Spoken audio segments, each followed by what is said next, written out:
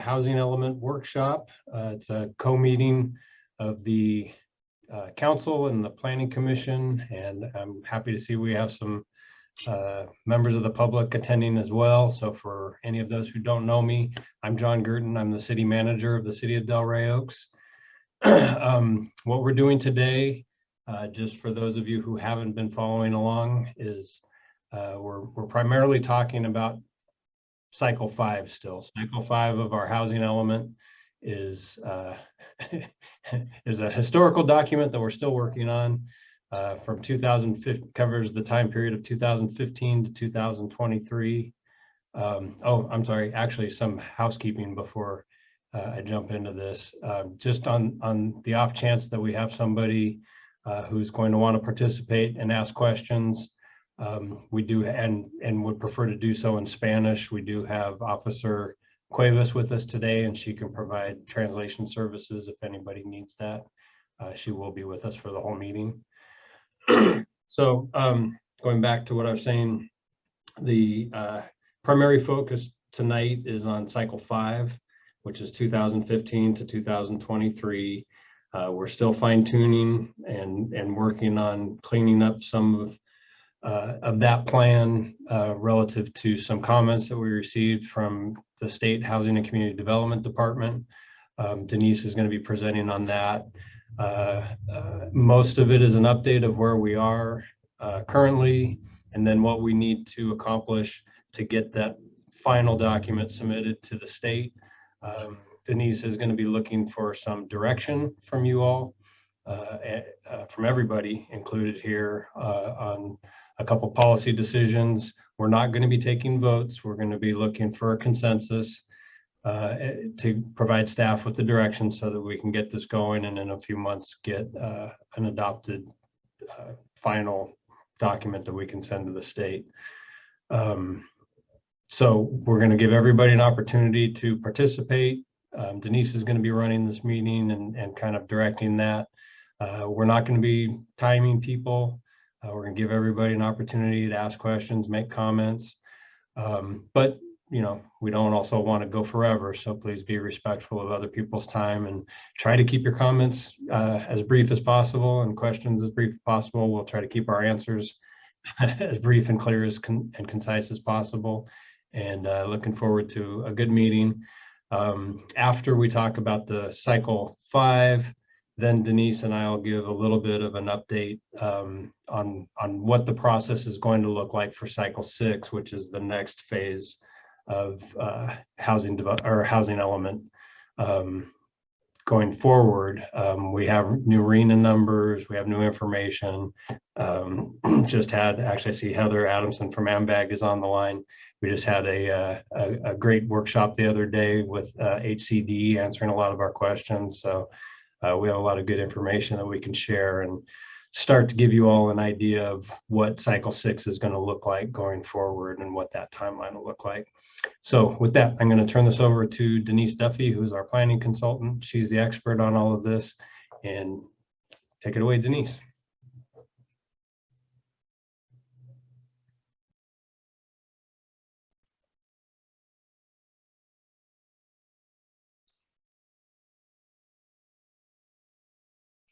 If you're talking, Denise, you're still on mute.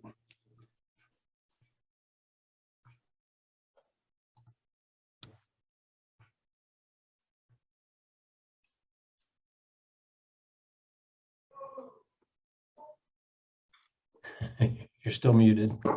Okay. There you go. Just wondering, can you see the screen? Yes, yes, we can. Okay. I'm just trying to. Okay, great.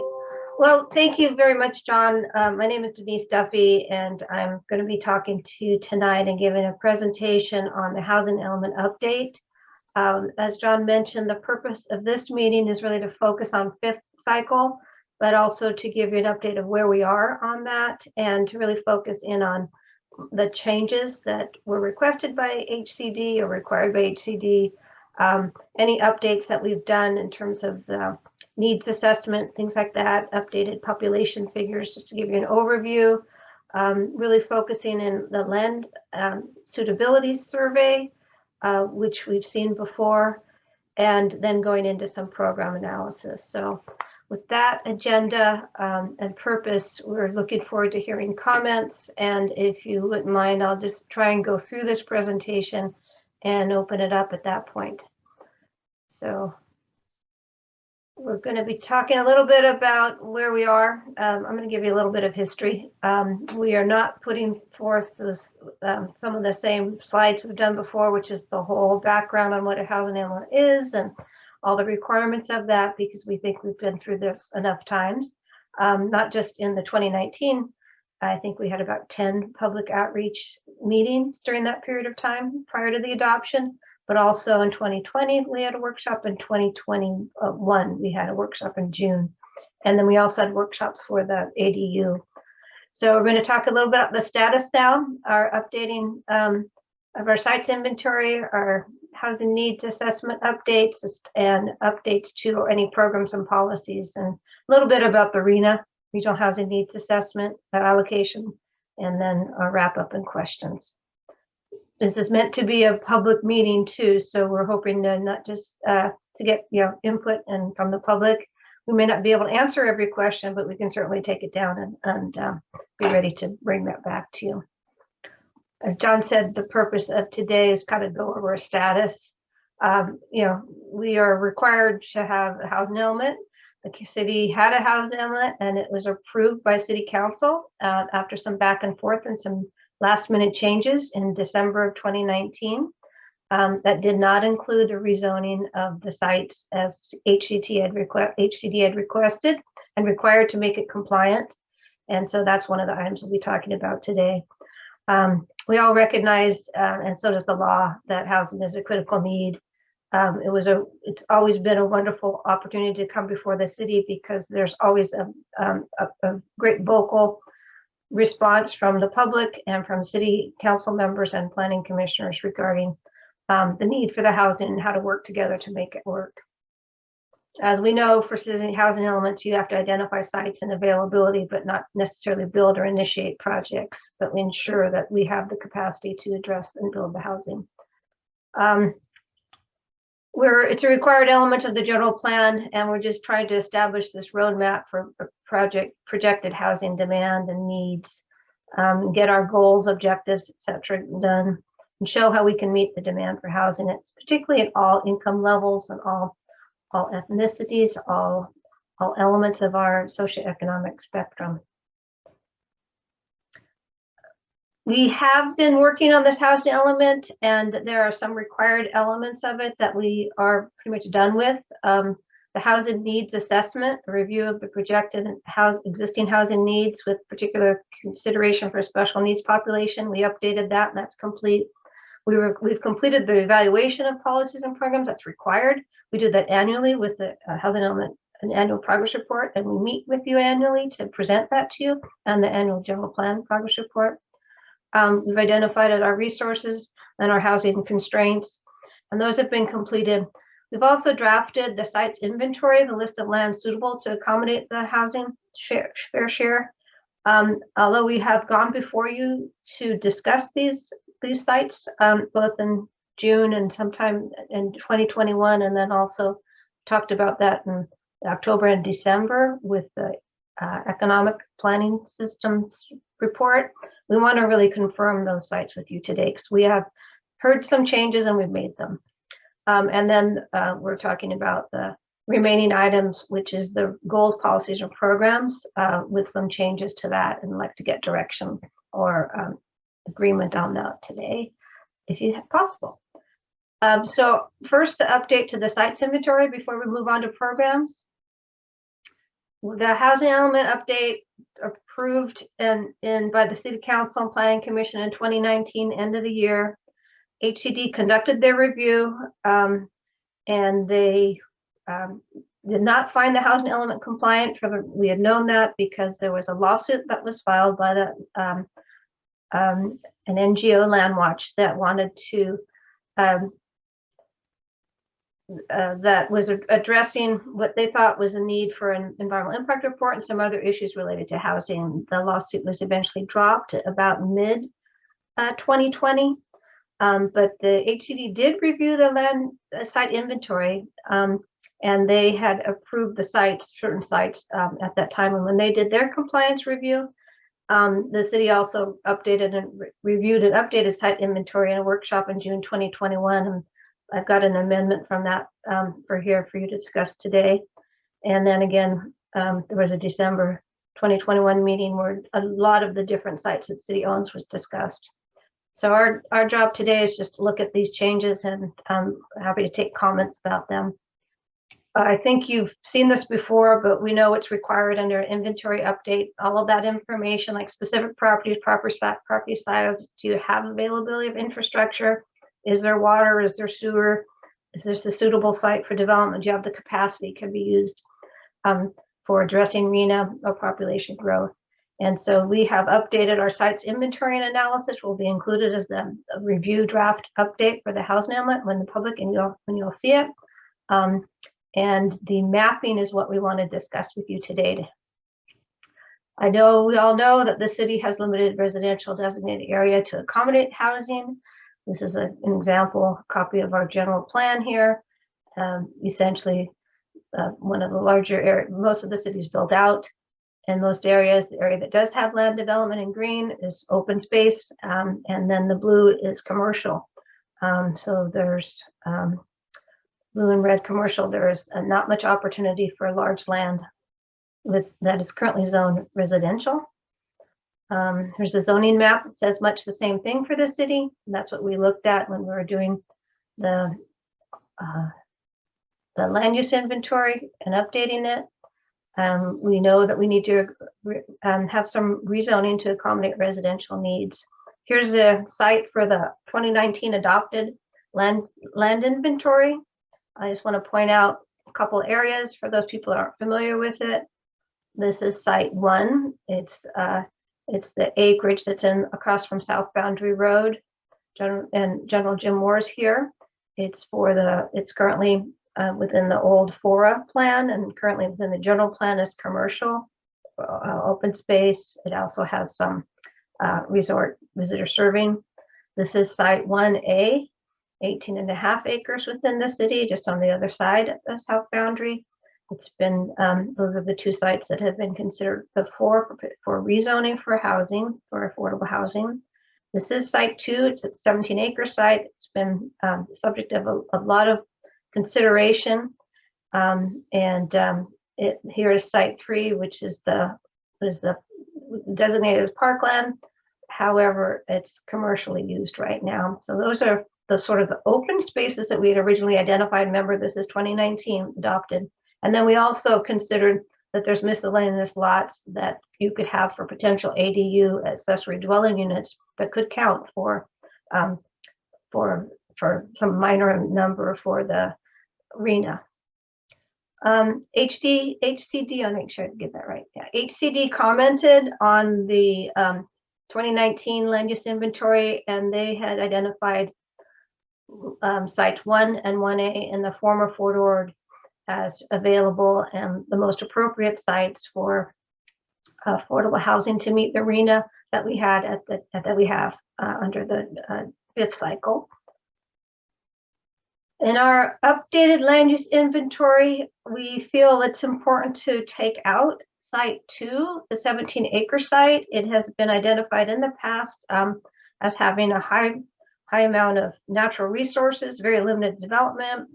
There's been a lot of work that's been done to realize that development of that site would require quite a bit of infrastructure improvements that may not be realistic. And so we are recommending elimination of that site, and we just want confirmation of that. We want to also retain sites 1 and 1A as the preferred sites that HCD identified. And we want to retain the potential for some ADUs, because during the last process, when we were going through the housing element, we didn't have any history of ADU use, and now we have some. So we think that that's appropriate to have some of the RHNA associated with that, although again, it's going to be a minor number overall. We have also conducted some updates to the housing needs assessment, and that sort of kind of identifies, how has your population changed since the last time we went through this? And is there anything that requires us to look differently at our population and those we're serving to try and provide affordable housing? So just a few quick slides here. Our overall population of the city has been slowing for years. We further decreased in 2020 from even our numbers that we had in the previous housing elements. The trend that you see from Monterey County is an increased one, and we have grown. When we ever have grown, the city is a slower rate, and now we are basically reducing population overall since our last element. We've also, in addition to a declining population, or the average age of the citizenry has changed a little bit. That's important because we recognize, and the city has recognized in the existing housing element policies, the special needs for an aging population. We've got some increases here in particular since the last housing element of increased age of 65 to 75 in almost every category. It's been an increase of everything from like a 45. So we've got an aging population that the city housing element already recognizes, but it's important to understand. Our average household size has decreased, and since we've actually reviewed this before, but it's decreased both for renters and for owners. The owners are in blue, the renters are in orange. And that tells us, how are we trying to accommodate and who's living here. We have more slides, but I'd rather, have you look at that when it comes to the update, so that we can get really to focus on the updates to the policies and programs from that and HCD's recommendations and requests. So as you know, the housing element programs and policies want you to provide overview and quantified objectives, make sure we're considering and addressing mitigating constraints, make sure our policies programs assist in the development of housing, identify adequate sites, improve and conserve the housing stock or any at-risk units, and provide equal housing opportunities. Most of our programs are still valid and do not need amendment. I'm focusing on any of revisions from HCD that have been suggested, or things that have been done since the housing element was adopted. We've adopted a housing element, implemented a housing element program for the accessory dwelling units. The ADU ordinance was adopted with a number of different public outreach and sessions for workshops included. So the city will continue to encourage the construction of ADUs according to our existing policy, but at this point we just recommend, and we have already updated that program language on the status. Now for those items that HCD had commented on. HCD, when they received the 2019 adopted housing element, that is our current housing element from the city, they had comments on two policies programs that if they were to be done would provide the housing element compliance, which is what we were searching for. They asked that we update the city ordinance and implement program D4. It's an existing program which commits the city to allow emergency shelters by right. And we had originally had a program to rezone sites 1 and 1A to accommodate affordable housing. And they suggested, or they actually said required, if you put that program back in to rezone those sites 1 and 1A and accomplish that rezoning, implementation of the rezoning, sorry about that typo, and that would provide some compliance. So we are suggesting that we do that. The first thing is obviously the emergency shelter ordinance. It's required under state law, and it's just an update to our housing, to our zoning ordinance. Our process normally with that is we provide a draft ordinance, work with the city attorney, go through a zoning ordinance process, amendment process, similar but probably less public meetings than the ADU, but it would be sent to the city attorney for review, which we're working on it now, and then it would go before the planning commission with the staff report recommendation, and then Planning Commission recommend, consider recommendation to the City Council, and then it would be adopted. And Alex is here to talk about generally what the zoning ordinance process is. But that's the HCD item that would be required for compliance that they identified. The other comment from HCD on the 2019 was rezoning is required. The rezoning shall accommodate the shortfall of the 59 units of adequately zoned sites for lower income houses carried over from previous planning period, as well as the shortfall of 11 units for the current planning, and they've got actual program language. Once the rezoning is complete, prior to us getting compliance, we would need to show evidence of these two required zoning actions having been completed in order to get a compliant housing element. I wanted to remind us that we had a rezoning program A1, which was drafted and approved by the Planning Commission and then considered by the Planning Council November and December of 2019. Program A1 accommodates the city's regional housing needs and commits to rezone Site 1A pursuant to the requirements of Government Code, and further, Program A1 commits to rezone Site 1 to accommodate Delray Oaks moderate and above moderate RHNA. And we had to put a specific time frame in that at that time when we had that program that was adopted. Unfortunately, that was challenged. The program was never adopted, I want to clarify, because of the potential for a lawsuit. The city was really trying to work out some compromise that would be acceptable to HCD and to Landwatch, and that never happened. So that therefore, right after the lawsuit was filed, after working that all out in terms of thinking that the lawsuit would not be filed with the adoption, that didn't work out that way. And HCD ultimately also wasn't happy because they didn't have a housing element with the programs that they had agreed to. We had agreed to originally.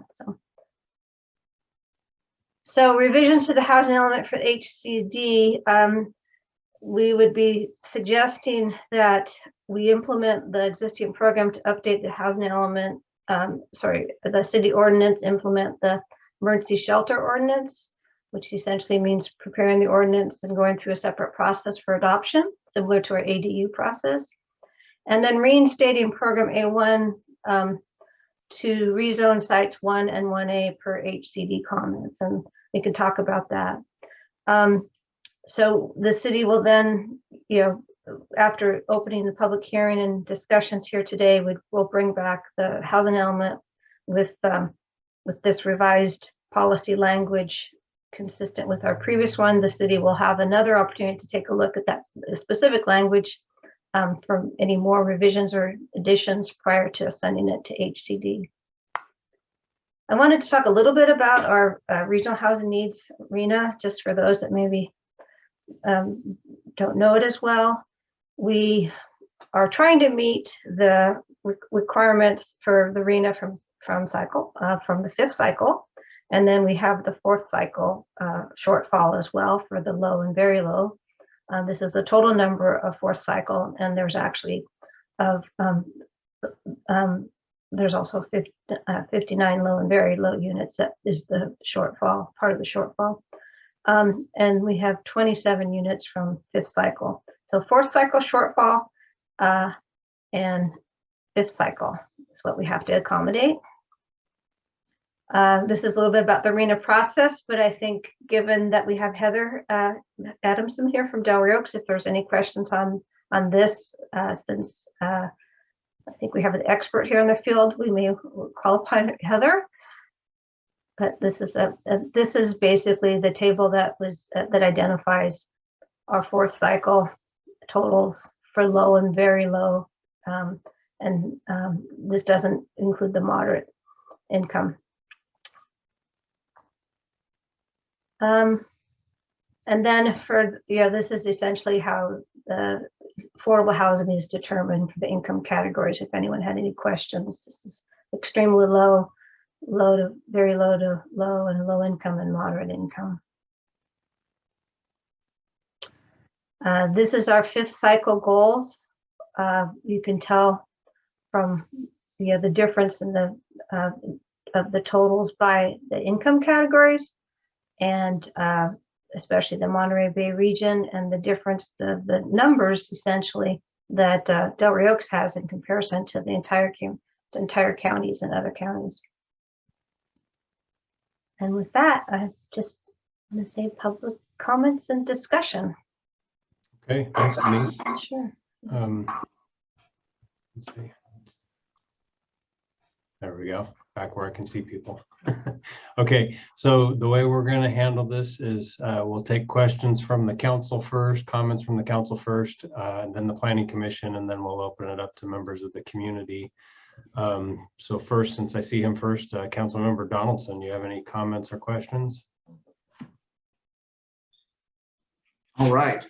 Thank you, City Manager. Kind of caught me off guard there, but first off, Denise, thank you very much for the presentation. Really appreciate it. Good stuff. I agree with, during the briefing, you talked about Site 1 and Site 1 Alpha being the most appropriate, not only through our process, but also HCD, and the need to therefore rezone those, and also eliminating Site 2. I agree with that. And then also moving forward, the staff recommendation about the emergency shelters and reinstating the program for 1A, which includes Site 1 and 1 Alpha. I agree with that staff recommendation. So those are my comments. I don't have any questions at this point. Okay, thank you. About Councilmember Lintel. I think you're on mute. You're on mute, Pat. There we go. There you go. First of all, I would like to thank you, Denise, for that excellent presentation and for being here for us tonight. We're very much appreciated. I do have a question regarding dates. When do we have to accomplish all this?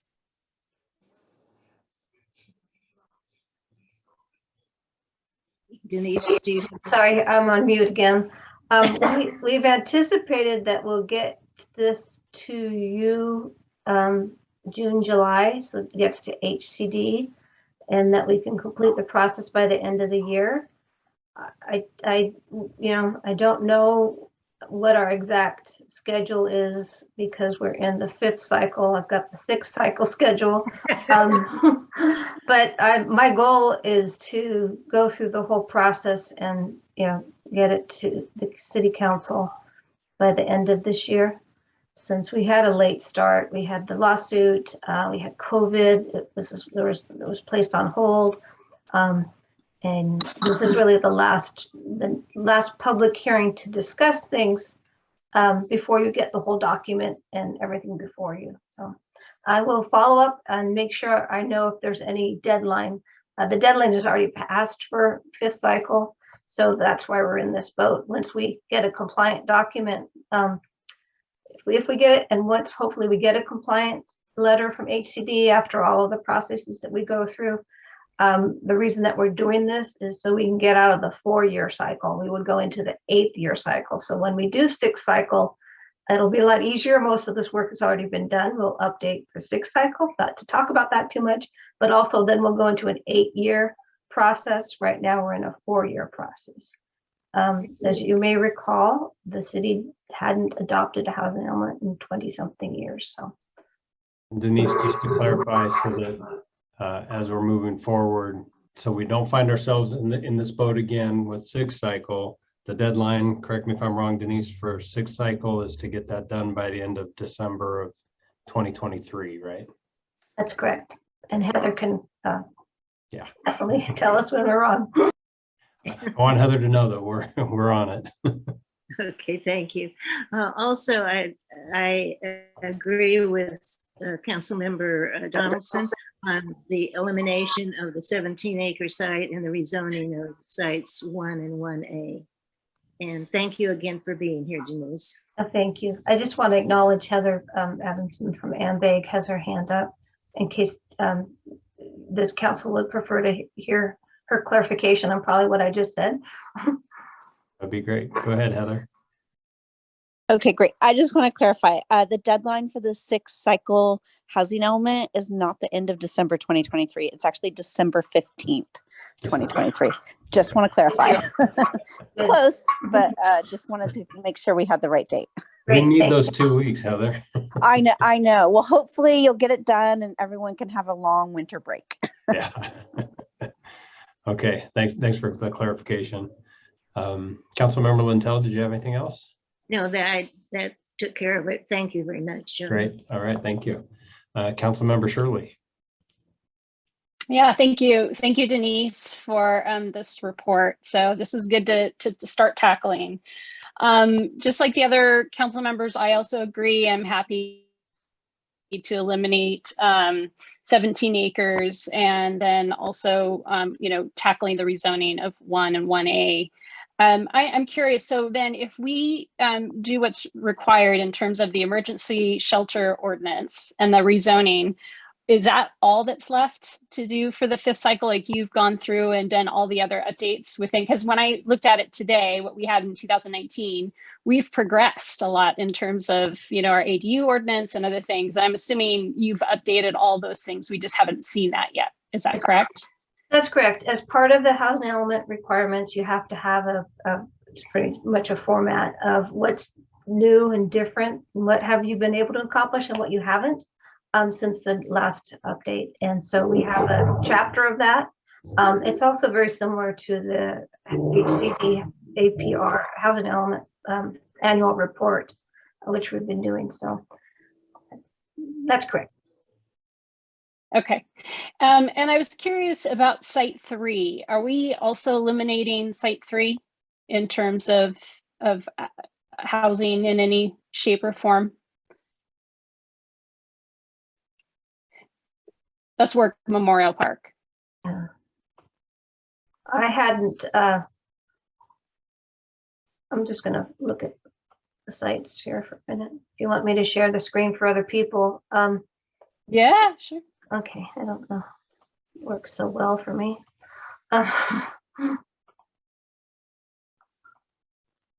Okay. I think it's important to get any comments about that. The site also has constraints. We've updated the site inventory analysis to identify. Now we have a Forteg trail potentially through there, approved trail by Forteg and others. So I'm very open to that discussion by the council. It's bordered by a creek. It has the one thing it does have, it's city owned. It would have to be rezoned as well because it's and it currently has a commercial use on it. So it wouldn't be considered a vacant site if it were to be included. The last time we included it, and it also doesn't really have water. That would be accommodating for the number of units needed. So at 1.2, there was a proposal to put some affordable units near or on top of the tennis court area. So that's why we did include it last time. I don't know if anyone has an update to that. I wasn't able to find anything. Okay, yeah, that wasn't mentioned. So I was just curious. And I can't tell on that map is what we call the Rosita Triangle. Is that also part of Work Memorial? Oops, sorry. No, it's not. Okay, sorry about my phone. Sorry about my dog. So Denise, technically the Rosita Triangle that the council member is referring to is technically part, all of Work Memorial is one parcel. I think we tried to, I think when on that map, you'll see it's orange, and we took just from the commercial facilities that is now the landscaping business, and we just used that component of it. So I don't think, I will double check that though. Thank you. 2 questions now. Okay. And then, I was at the webinar yesterday that AMBAG gave. Heather, thank you for that. And, there was a big emphasis in starting on the 6th cycle as soon as possible. So I guess my question is, as we work through this 5th cycle, is there like 2 birds, 1 stone kind of thing? Can we also keep in mind what we need to do for the 6th cycle so that we can do, I don't know, can you do both simultaneously or elements of it so that by the time we get to the end of this year, we have been progressing on the 6th cycle in addition to completing the 5th cycle? We're trying to figure that out as we go. We've done most of the sections already, but I think that to the extent that we know we have to do this or that, or the process is going to be a little bit different, we will want to accommodate that as much as we can. The idea is, save money when we go to the 6th, save money and time when we go to the 6th cycle, but Right. at the very least, we'd know very specifically what we would need to do. And, when we've talked to HCD staff before, it's like, well, if you've done this much and you're so close, they're saying, well, you don't need to change your needs assessment. You don't need to do that. Just give us the needed requirements of this cycle. For instance, for this 5th cycle, it was make sure you do your public outreach, make sure you do these items. And we'll be very specific with them about what we need to do for the 6th, and work definitely with AMBAG on that too, and the requirements. But I will do everything we can to do that. If not, have it in this, then tee it up for the next one. Okay, great. And then for the rezoning, is that how long? I don't really know that process. I don't know if Alex is going to take any time to explain that. Is that like full EIR? What does that entail when we talk about rezoning those sites? The sites, the program would be just approving the program. And then we were assuming that's going to be either a concurrent or a subsequent action, which is an amendment to the general plan and the zoning ordinance to accommodate just the amount of the, it's not a rezoning for, the entirety of the site or changing the zoning to upzone for that. It's just to accommodate Arena. And I think that's really important to understand, because it's not going to take all of the site.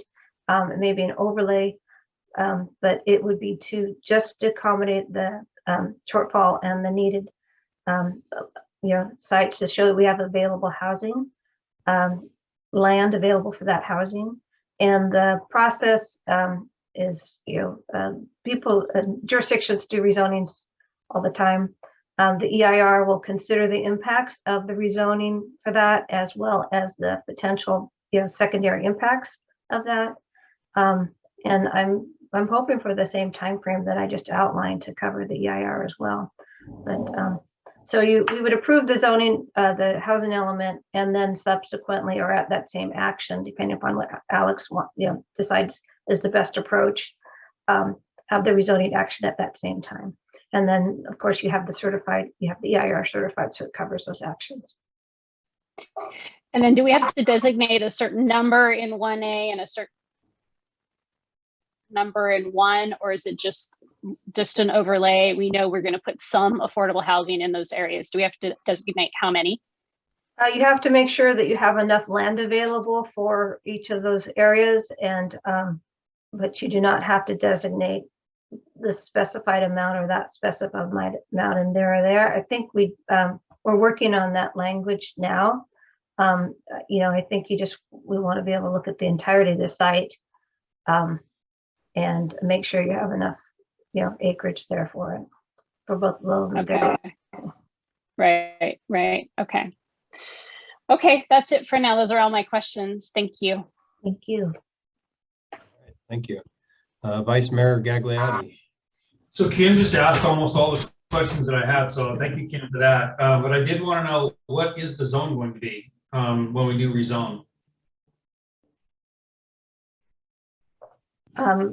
Residential. Would it just be R1? No, there's some specific requirement for the level of density for each of those areas. It'll be enough property and site to rezone to allow for, I think I have it written down. I'm sorry, I don't have it right at my fingertips. Or it'll be a, mixed use, or in some areas, mixed use residential, I think is probably a reasonable an approach for one of the site areas, and then a residential for the other, so that I think the goal is to make sure that any developer that comes in the future on the larger site is knowledgeable and understands that there's a certain requirement for affordable housing Okay, in great. that area, and that's probably those a would- mixed use site. This zone would be different than the R1 and R2 that we have now, correct? It would just, or would it be very similar and then just have explicitly defined densities and define percentages? In the draft that I'm writing up now, which you'll see, it's a zoning overlay. So it's a zoning overlay for a certain part of that area that would have up to a certain amount of density for each of those. And I can bring that back to you. I feel like it's something I wanted to run by Alex first. All right, that's fine. Then I understand. Okay. No, then I think I don't have any more questions. I think that's great. I understand. I wanted some of the details, but I understand that it's got to go through Alex first. So, And just to let you know too, this is what I'm trying to get to the end of the night tonight. So I make sure we know that we've got the locations correct on the site mapping that we put, and then we'll put the project description for the EIR that would identify here's exactly what the zoning is going to be, the reason. So it's like a rezoning, and then you have the policy or the program from the housing element, which is just rezone to accommodate. So that's the easy part. And then the devil's in the details on the right, exactly. ordinance. Right, right. We can certainly, come back with that as a draft, or that can be changed and revised as we move through the public review process too. As part of the staff recommendation, I mean, I'd like to just kind of put it out right now. I'm getting a general consensus or sense of the council that we really don't want to touch site 3 either, just because there's grander plans for site 3, and it's I think its highest and best use is parkland, and when it was deeded to us, it was supposed to be deed restricted to be just parkland. I mean, could we include tonight? Could we make a command decision tonight? Could this council, because this council I think has the appetite for it, to also then take 3 off the table. So we were taking 2 and 3 off, and we're only focusing all of our efforts going forward are only going to be in 1 way. Can that be and I don't know who to ask that. Should I ask John or? Yeah. Yeah, no, I think, we're writing that down, and I'm seeing a lot of head nodding. We'll see as we go through if anybody has a differing opinion, but yeah, no, I think throwing that out there is perfectly appropriate. Okay, great. All right, then that's all my questions. And thanks again, Kim, for drilling down into all of them. Those are all good questions. Okay, and Mayor Kerr. Thanks. I want to echo a lot of what my colleagues have said. I agree with taking 2 and 3, and in my mind, including Rosita Triangle and the swath up Rosita out of consideration. I just have a couple of little nuances, and I'm sure you have this covered. I just have to say it. I looked through, I went to the AMBAG 6th cycle housing element meeting with HCD, and they scared the bejeebies out of me. So I'm really glad we're having this meeting today, and I'm ready to start on 6. So in our the 2019 document, there's a lot of inclusion of Fort Ord base reuse plan, consistency with. Can we assume that that's all going to be taken out, or? That's a good question. Yes, you have this general plan that still has Fort Ord policies in it that every year we discuss it at our annual progress report. As a side note, we could do a general plan amendment fairly easily on cleanup on that and take out some of those outdated policies. But yes, we will definitely have to update that language, and we'll update that language specific to anything that relates to policy related to Fort Ord. The interesting thing is the city general plan, when it was updated with annexing the Fora property, old Fort Ord properties, your general plan implements some of those policies. So again, Right. Those that are outdated, we're going to note it. Those that are still a part of your general plan that are applicable, we will, as part of the environmental, we'll discuss or not. Okay. Appropriate. I think, thank you for reminding me. That was one of the items. You know, I do that. So along those same lines there, to make sure we're consistent with, there's been a lot of new state housing laws, to make sure that we're, you're going to edit all that stuff in as well. There was a mention of an ADU requiring one parking spot. And we all know that that's, state says no now. So I'm assuming you're taking care of all of that. Zoning permit. And I'm just going to throw this out here for conversation, just as, for the planning commission and council. I would love to see the zoning permit fees move away from units to square feet. Something that we can talk about, as we move forward, but we're all here and that's pretty unique and special. And there were a couple of things that also kind of, raised a red flag for me. There was a footnote that said safety and conservation elements must include must be updated on or before the next adoption of housing element. Does that ring a bell? Does that cause any alarms? In the document itself or the? It's a footnote on page 1-2. Thank you. And that gave my heart a little patter. I will check that. Okay. Make sure that if it's, go ahead. So there's a couple of other similar things that I kind of pulled out. I know that we're talking about the need for the emergency shelter and reinstituting the programs, to zone and stuff, but it looked like we also needed development impact fees. It's not a requirement. Okay. But we would suggest that, be a program, particularly before we get a developer. And I know that the economic consultant that you've worked with in the past has worked with previous city managers, and I've mentioned that because they have talked about doing something like that. Okay. It's kind of outside the realm of the housing element, but I'll definitely find it in the document if it's in there. And okay. There's also mention of we need a density bonus. I think it's not a need as much as I think it's a program in there as a potential for density bonus, but it's not I think I'm gonna double check, but it's not, and we need to do it per se. It's here's the programs that have been adopted. And there actually are state requirements for density bonuses that we will, make sure we update in there. Perfect. And then the last one that I saw was the definition of family. Yes. So for those of you that don't know, we have a very antiquated definition of family, which apparently is illegal these days. So that will need to be changed.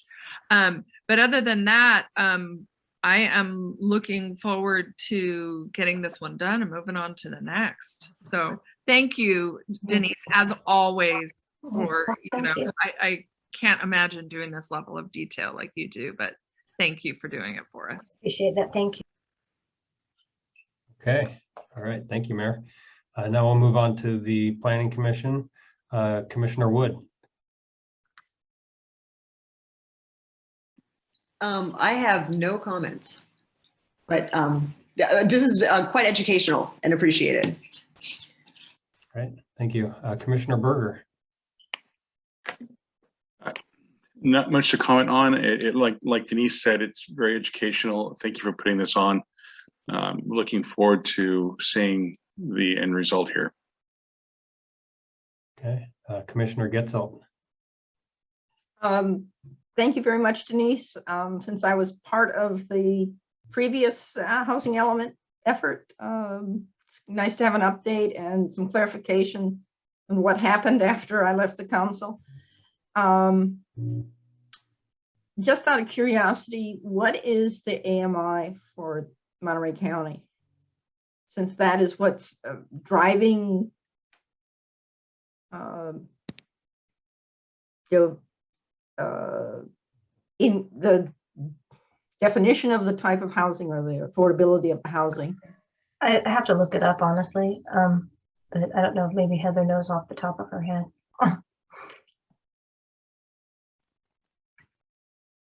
Okay. You know, it's unfortunate that we're fortunate enough to live in this area. Unfortunately, it's a very expensive area and it's going higher and higher. It's ridiculous here in the condos where I live.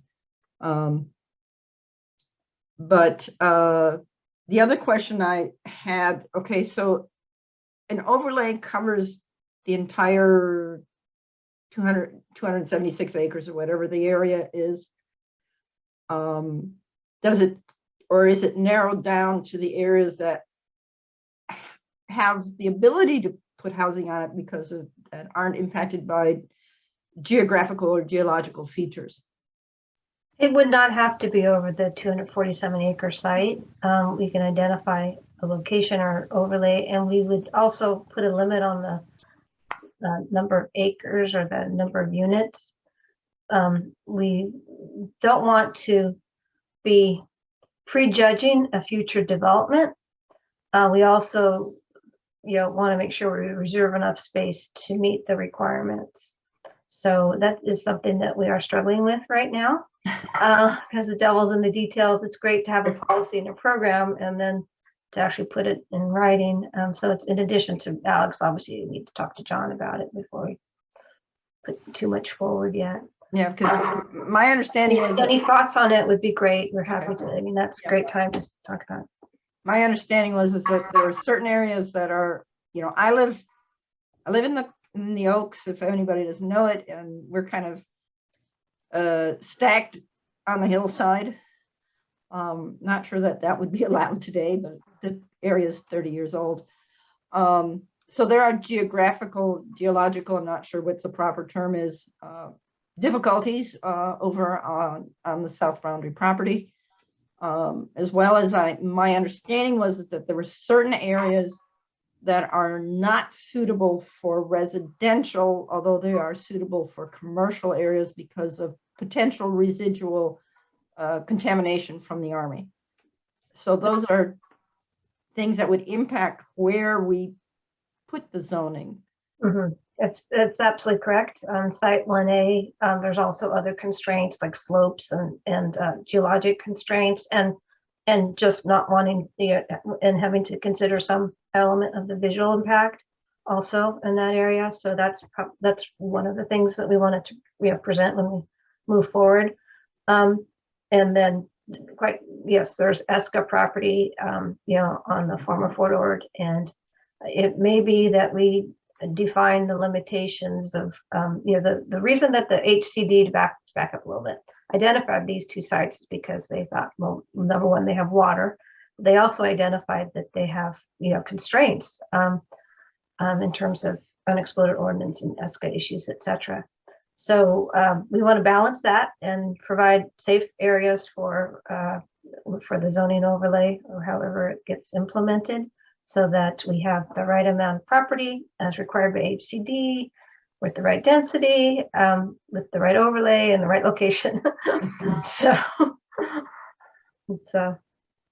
Okay.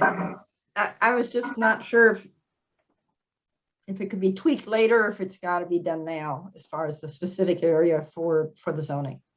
yeah, I think what we were thinking of is more of an overlay on site 1A with the constrained area.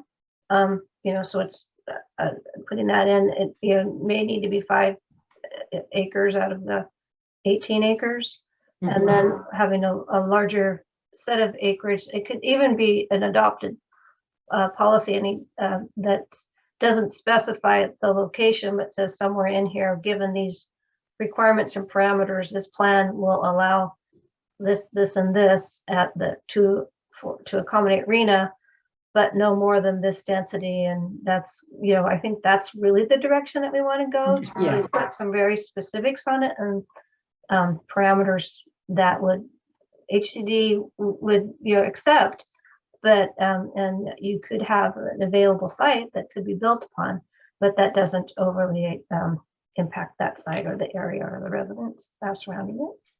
Well, thank you very much. I appreciate all your efforts and the ongoing headaches. Thank you again. All right, thank you. Commissioner Krieger. Yeah, thanks. Yeah, again, thanks for the presentation and the information. Really, we'll just go along with pretty much what everyone's been saying. I think you sort of answered my question possibly with Luis just now. So when we do the overlays, we can put a limit or maybe a range on the density in that document. That's the time when we would put that on? Right, we would not want to have any allowable density above the required RENA, which is, you know, between two sites, I think it's 70 units to accommodate the RENA with among the 18.5 acres and the 247. So it would be, you may not, you know, build more than X number of units on these two sites in some manner, so that it would not accommodate any future growth beyond beyond that allowable. So if we want to have a discussion about what it might look like out there, if we possibly wanted a more of a higher density mixed use, would this be the time to have it before we put this in writing? Is that, are we locking in the density then? Is that, am I understanding that correctly?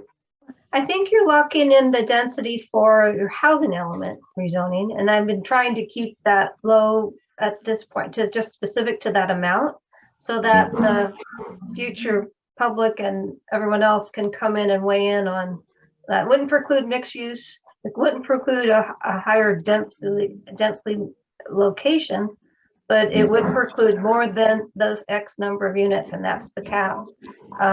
We don't want to be doing work for the developer, you know, that may be coming in. Sure. They have to go through their own, you know, their own process. And I'm honestly understanding too that there's going to be a need for a lot of public outreach. I shouldn't be talking about that future development because it's really about this, but I think it often gets confused. Well, I just wonder if we're not limiting ourselves. We have flexibility in the future. Absolutely. Okay, that's what I want to understand. And I apologize if I missed it. What are we rezoning 17 acres to exactly? And if I know there's different things thrown around. Do we? There's no rezoning required for the 17 acres. The item that we're talking about is taking the 17 acre site out of the mix in terms of other development. And I'm also hearing that's also consistent for site 2, which is Memorial Park site on their site. Perfect. Okay. Yeah. Thank you very much.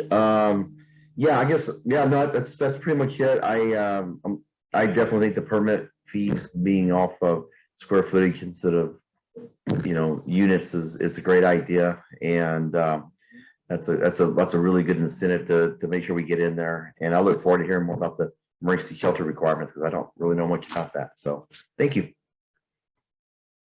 All right, thank you. Commissioner Jackshaw. Good evening. Well, my concerns are, I don't know if they're good or bad, but you know, if you look at Delray Oaks, our housing versus commercial percentages, the housing is way up, and now the state wants to put in more housing. And I realize that we have a big piece of property over there at Fort Ord, but I really don't. I would worry about squeezing out commercial. Housing doesn't bring a lot of income to the cities. And, you know, when Fort Ord first opened up, we had plans for hotels, and some of it was grandiose with a golf course and everything else. And that obviously has been brought, you know, the golf courses out and other things. But I would just feel bad that some of the commercial would get squeezed out more and more, and then we depend on housing taxes, which we didn't get pennies in the dollar back from Sacramento, keeping the city afloat. The ADUs, that really bothers me as far as I understand the problems, but as we approve ADUs, we're getting more vehicles out on the street. And with younger families moving in because housing is available, now you got little kids running around in the streets and no place to park cars off the street, and it becomes a safety problem. How we resolve that, I don't know. But those are my concerns. I would hope that we don't force out some potential revenue sources due to housing. That's it. Thank you very much. Thank you. I think if, the density would be something like, if, for an example, if it's 16 or 20 units per acre or something like that, you're only talking about 4 or 5 acres of property, mixed between the two sites. So, but we hear you on that concern. Thank you. Thank you. And I think Commissioner Berger, did you have a question? I do. Based on what Commissioner Jackshaw was saying, am I missing something here? Is there no plans for commercial? No way to provide services for these new residents in the Fort Ord land? Want me to take that, Denise? Yeah. Yeah. No, that's not what we're saying. We're just talking about the housing element. And so that just focuses on housing. So we're talking about rezoning that accommodates housing to meet our RHNA numbers. We're going to have housing that goes well beyond that out there. And then we'll also have commercial. All of this is discussion once we have a developer that we're working with. And so this is all for future. But yeah, there will have to be some sort of commercial component out there so that we have revenue, so that we can support the services of the additional residents that we're going to have. And mixed use is also something that's very viable out there too. Great, that's a great idea, mixed use. Yeah. Okay, all right. Thank you very much for the clarification. Yeah, that's a whole bigger discussion for the future that we're all looking forward to. Okay, and with that, I think Commissioner Ragsdale Cronin wasn't able to make it today, so I will turn it over to you, Chair Hayworth. Denise, thanks for navigating this figurative minefield for us, no pun intended. I agree with everything that's been said so far. Rezoning 1 and 1A and taking 17 acres off the table. Also, John proposed that we try to find a way to move this along quickly, and I think that's a good idea as well. And Denise, if you don't mind, can you just kind of clarify for me what an emergency shelter is? I'm going to. It's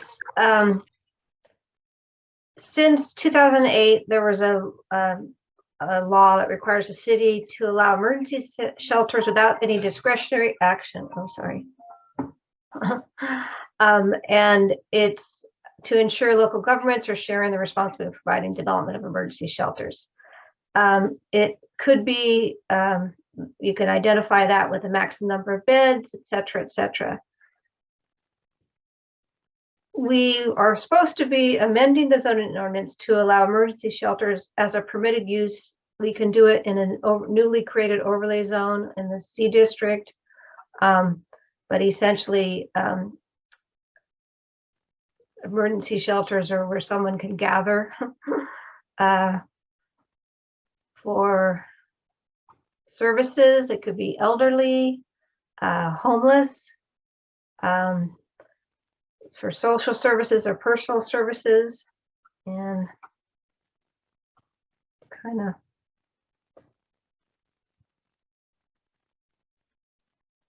I don't know if there's, it could be a residential center, residential care type of a thing.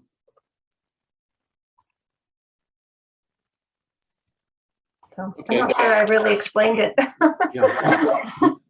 Through the city manager, it can also be, a lot of times what that is service for those who are experiencing homelessness. on a short-term basis. So the idea is sort of a triage, if you will, in that context. To me, that almost sounds like something that would be managed by someone. And does that, you know, who comes up with that infrastructure, if I'm reading that right? So through Denise and the city manager, yes. So the emergency shelter overlay essentially allows someone that wants to install and operate that use as a principally permitted use, or it might be subject to a use permit. I'd have to look, but what it basically does is put that overlay over whatever else you've got going on. The state's requiring that, so it's kind of to avoid the NIMBY thing of, you know, I don't want you providing services in my backyard, but, you know, take it elsewhere. Okay, thank you. That's all I have. Okay, thank you. So with that, we can open it up to any community members who have comments or questions. If you could use the raise your hand function, and then we'll call on everybody one at a time. Myself. Are there any questions or comments? Oh, there we go. Adam Pinteritz, sorry. Hi, thank you. So I just wanted to appreciate staff for the excellent presentation and for council members expressing support for the recommendations. My name is Adam Pinteritz, by the way. Yeah.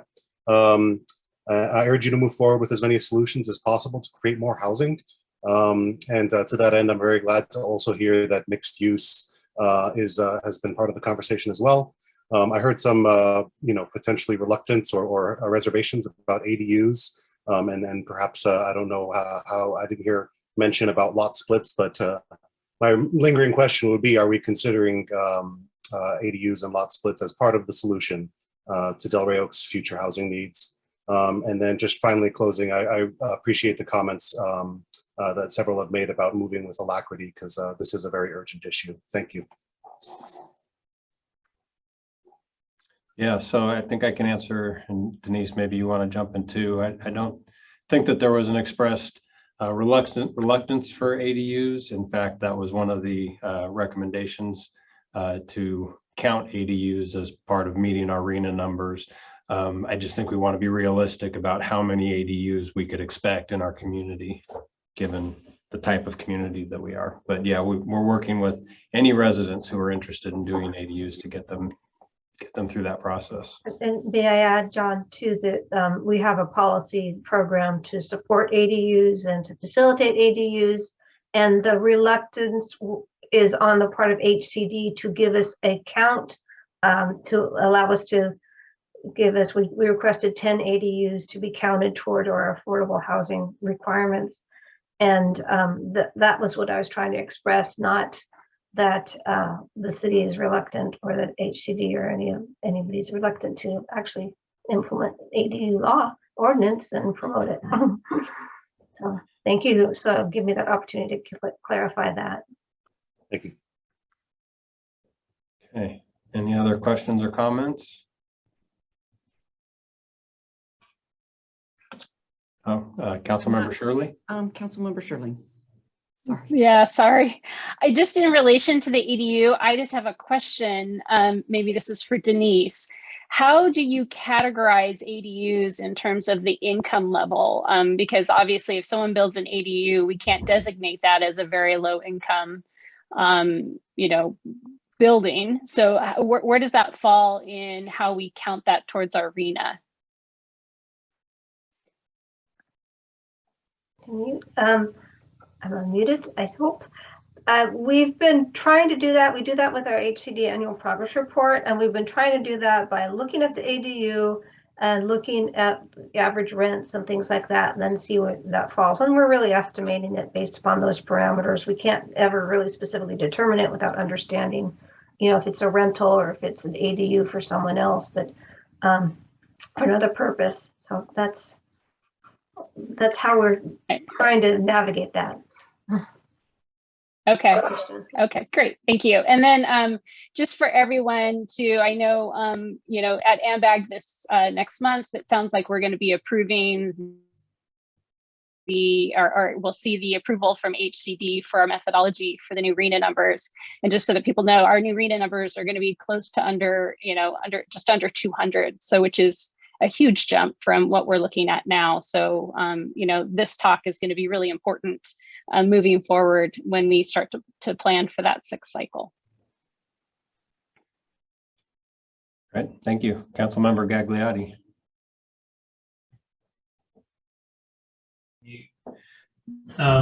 So I had 2 questions. One, well, I guess they're questions. On the ADUs, the water credits. I mean, the water district can't give you a meter. Can't give you a new meter, so we would be in the same situation that I think Monterey and Seaside are trying to fight right now. Is that correct? Does that still apply to us within the city limits? There's no new meter for a new, unit. As I understand, the Water Management District will do the same thing where they would calculate the total number of fixtures, and you will have to be under. You'd have to change a fixture unit in order to allow and accommodate for additional units.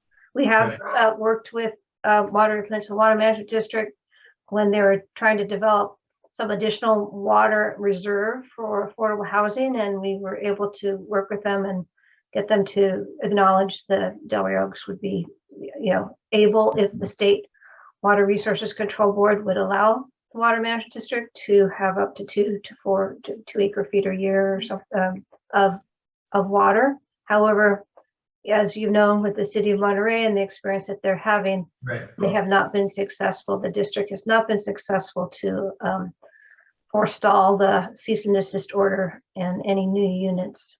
But we're still working with them and continue to do so. The answer is no. I mean, that's the effective answer. Is that I would love to put an ADU right here, but my house already has all the water credits spoken for. Like there's nothing more that I can do to add another bathroom or shower or anything like that for ADU. And I just think that's a reality that keeps hitting us in the face. We want to talk affordable housing, we want to talk ADUs, but we don't want to talk about increasing water supply. So I just have to make that point. And then to tack on to what Councilmember Shirley said, our reader numbers are now going to quadruple, right? It'll probably 70 and we'll go to over 200. It won't quadruple, it'll triple. I think Heather can correct me. I think it was 184, but there may be another change in that. But thanks, Heather, for sending an email out to me today with that number. 70 to 200 is 3x, right? So, or 20 or 210 would be 3x, and we just heard 200, and I think it would probably be. I mean, my sense is that they'll probably go bigger than smaller, or than. But in any case, I mean, we're just talking a few more units. If we put this overlay, we do all this work and put this overlay, and we identify, say, 5 acres on the 18 acres in 1A, and we identify 15 acres within the 247 acres to just manage the 70 units. Are we going to be going through this process and asking for another overlay 3 years from now or 2 years from now? And can we consider that in this action now, or in this action for this year? Heather, did you have something to clarify for us? I just wanted to clarify that the draft methodology that the AMBAG board approved as draft and submitted to HCD back in January of this year, that selected methodology had 184 units for Delray Oak as part of the 6th cycle. And yes, it is an increase over 5th cycle, but keep in mind our RENA allocation from HCD increased over more than 3 times to AMBAG to allocate to all the jurisdictions. So we've been telling everyone for 2 to 3 years to expect your 5th cycle number to go up to 6th cycle anywhere from 2 to 3 times because of the increase in allocations. So, okay, so we all agree that we're going to see at least a doubling and potentially a tripling. So is that something that we should be considering now when we're talking about this overlay? I'll take that, Denise. Sure, I think we're weighing the expediency of getting this done versus taking on too much, particularly with the fact that we have to do an environmental impact report. And I want to minimize the impacts and be able to move through that without a lawsuit, hopefully working with all the entities involved. But also, we also should consider that in the future, we would also perhaps there may be some document that the city's going to be preparing, a specific plan or a general plan amendment or something else in that area that would more specifically identify that we want to put X number of affordable units on that particular site. So I just don't think at this point we're ready to specify and add to the process that we're doing right now. But we likely will have to consider that in the future. You're absolutely right. So, I mean, to the point of doing a bigger EIR now than doing 2 EIRs, I mean, that to me that's not appealing. I mean, because we're walking into the bus every single time we're going to do an EIR. It's a fully public process. I'd rather do that with a bigger EIR. I mean, we're only talking, a few additional acres. I can't imagine the impact is going to be all that great, that much greater. Again, I'm just speaking from experience. It's better to do 1 EIR than to do 2, correct? Action that we have, the project before us is the adoption of the housing element 5th cycle. This with the rezoning for this RHNA. We would amend the project description, have a grander, larger, extend the time frame to cover 6th cycle 2. It would almost like be doing 5th and 6th cycle together. I don't know if we can do that. We hadn't talked about that with HCD, but it's certainly something we can explore, and I'll certainly will talk to them and ask about it. Yeah, I mean, I would like to explore that. I mean, frankly, I'd like to go in with a bigger 8.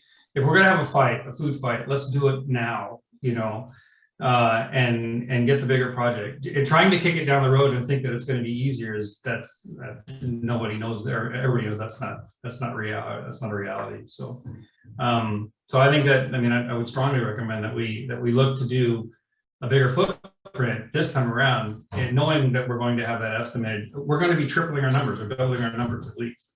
So, well, with doing an EIR, we'll have to be considering that if it's a reasonable, foreseeable future project or consideration, it would have to be considered under the cumulative impacts. Yeah. So right. maybe that's one way to address what you're asking for. Okay. Very good. All right. Okay, Commissioner Jackshaw. I just sort of want to clarify to the council and the public that I was against ADUs completely. I just wanted to say that there are some concerns of mine with safety and also being part of the ADUs, being part of the housing development or the plan is that, there's nothing to be said that, a husband and wife can't move into the ADU and convert their house into an Airbnb. I think the Planning Commission has talked about that. I don't know if the council has addressed that and how we can whether we want that or not. But again, I just wanted to clarify, I wasn't against ADUs. It sounded like that gentleman thought that I didn't want it, but anyway, for the record, that's it. Thank you. All right, thank you. Commissioner Berger. I believe that there is restriction that if an owner cannot move into their ADU and rent out their house. Is that what you're asking, George? Yeah, I wasn't sure whether that had become a fact or not. My understanding is that the owner of the house cannot do exactly what you're asking, and that they cannot move into their ADU and then rent out their house. So that defeats the purpose. I believe that was addressed. I mean, no, I'm pretty sure that was addressed there was a lot for us to learn, obviously, about ADUs, and we were all thankful at the fact that someone couldn't do that. I mean, it doesn't mean they can't do that while they're remodeling their house, but renting out their house is a different story. Good. I can sleep tonight. I'm gonna ask Alex, do you recall in the ADU ordinance what that condition My was? recollection is that the state, and I have to check this, my recollection is that the state came and said that owner occupancy prohibitions or restrictions are prohibited. I think that's the case with the JADU that's attached, but I'd have to go back and look. Okay, well, right now we're going to take Commissioner Berger's memory over all of ours because I just asked Karen too. We couldn't remember either. So we'll get back to everybody on that one. Okay, any other questions or comments from anybody? Okay, Allison Pendergrass. Hi, everyone. My name's Allison. I'm with Housing Choices in Monterey County. I wanted to thank everyone for taking the time to meet with everyone today and explaining all the work you all are doing. It's really appreciated. So a lot of people living with developmental disabilities experience mobility limitations and rely on quote unquote untraditional income sources, such as Social Security and housing vouchers to pay their rent. Unfortunately, a lot of property managers discriminate against these sources of income and are miseducated on fair housing laws in general. Does any part of the housing element address housing discrimination at already existing rental properties? And is there any focus on accessibility when building the new ADUs in affordable housing?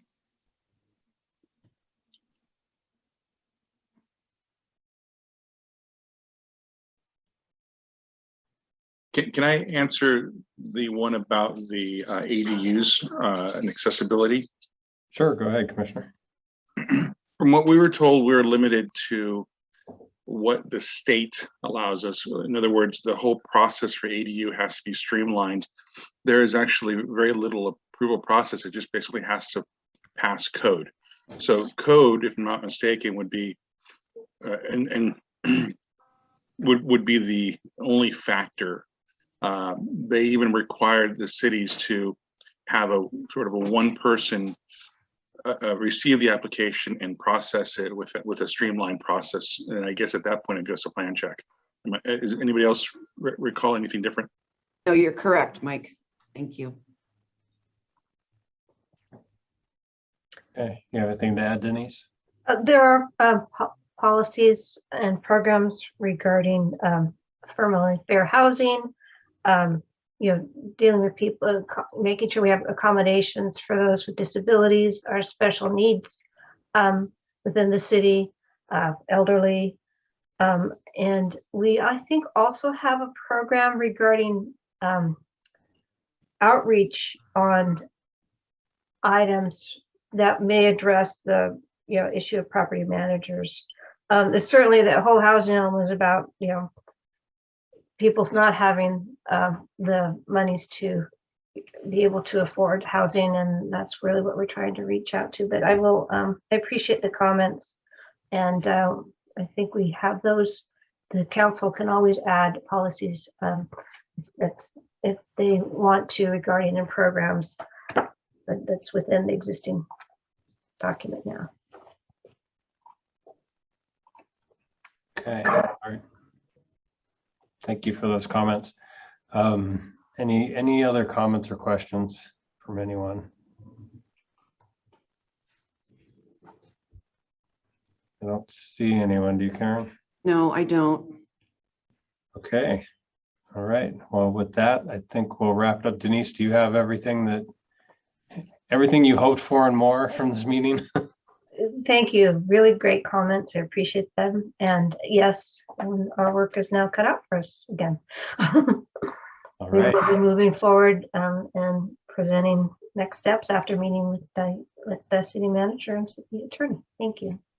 Yeah. So look forward to coming back to you all with something in a few months, right, Denise? Yeah. Okay. That's great. Yeah. So with that, unless anyone has anything else to add, I think we will adjourn. Okay,